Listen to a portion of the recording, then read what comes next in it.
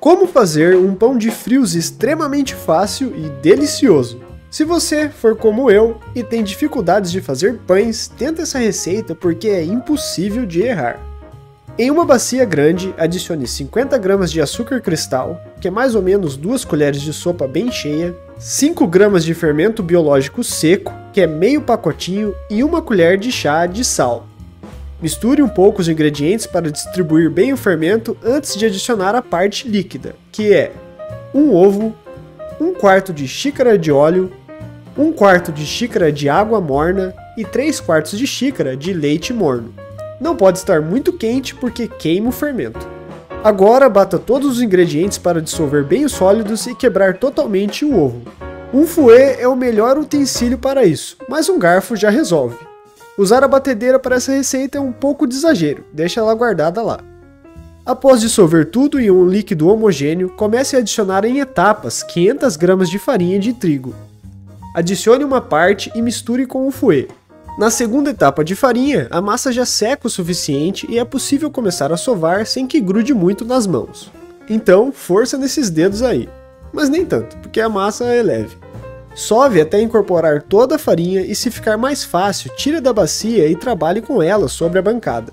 Nessas quantidades de ingredientes, geralmente não precisa adicionar mais nada de farinha. Porém, de vez em quando, a massa pode continuar meio pegajosa. Se acontecer isso, polvilhe mais um pouco de farinha e continue sovando. Quando terminar, transforme a massa em uma bola e despeje um fio de óleo na bacia. Com um guardanapo de papel, esfregue o óleo untando o recipiente. Posicione a massa no meio e tampe. Deixe descansar por 1 hora, que é o tempo que vamos usar para preparar o recheio, e nele vai uns ingredientes bem simples. O primeiro deles foram 2 linguiças calabresa.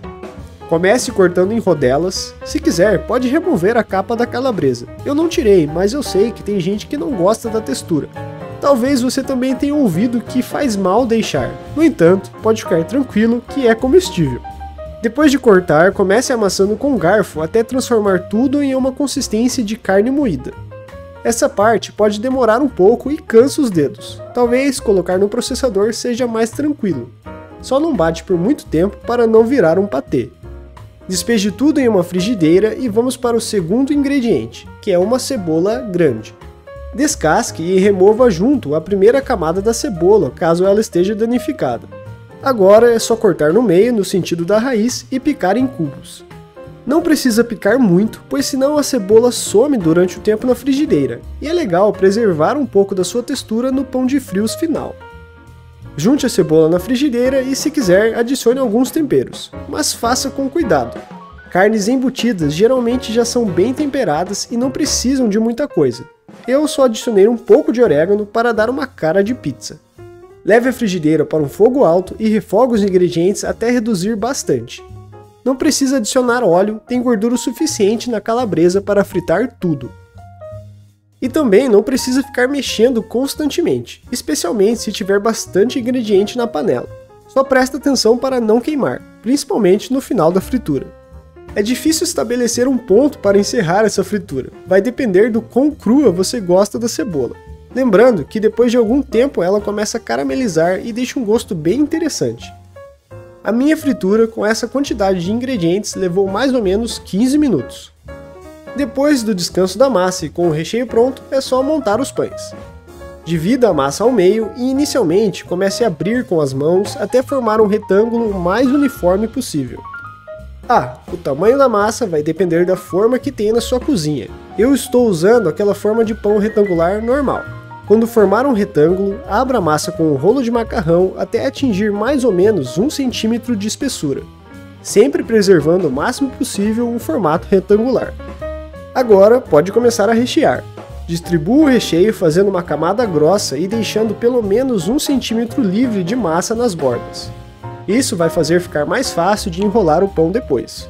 Pode pôr queijo se quiser também, mas às vezes que eu coloquei o queijo ele acabou escapando da massa enquanto ela assava. Tente optar por queijos menos gordurosos que talvez isso não aconteça. Enrole apertando bem a massa e no final pince a borda fechando bem o pão. Dessa forma dá para evitar ele abrir enquanto cresce e enquanto assa.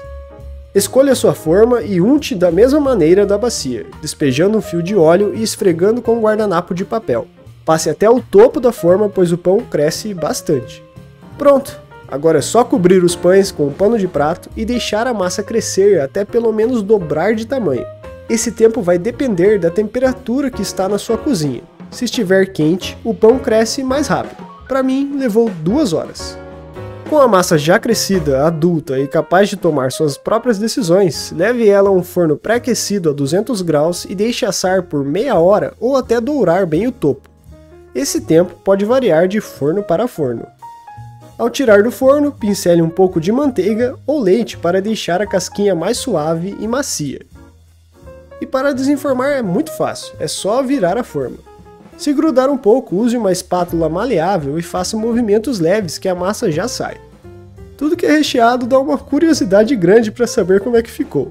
E eu achei que esse ficou bem legal. Não tem um aspecto muito profissional, mas como eu tenho dificuldade de lidar com massas, achei que o resultado foi bem satisfatório. E o sabor ficou muito gostoso. Pelo fato de ser pouquíssimo trabalho para um gosto tão bom, eu com certeza vou repetir essa receita e tenho certeza que se você fizer uma vez, vai fazer 2. Ou várias.